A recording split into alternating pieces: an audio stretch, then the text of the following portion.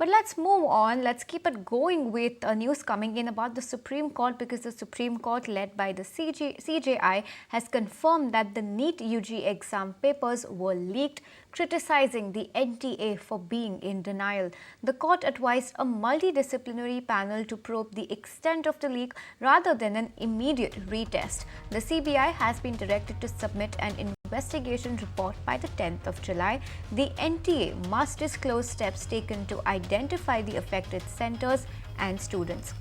The court will revisit the issue on the 11th of July. Well, moving on, my colleague Harish from the Times Network is joining us with more details on this topic.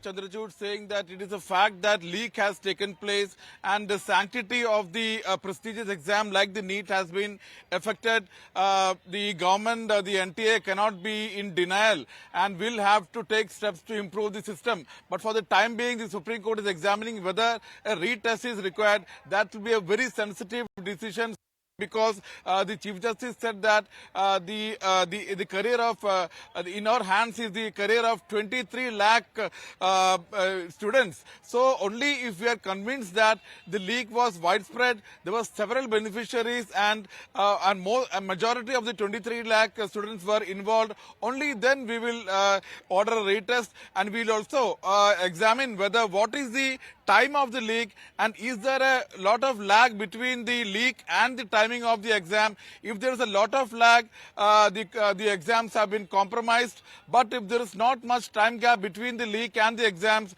we will not order a retest. So Chief Justice in fact detailing the circumstances under which the court will order a retest. So in fact the investigation officer in this case has been asked to file a detailed report as far as the paper leak is concerned. All right. If you like this video, then like, share and subscribe to ET Now.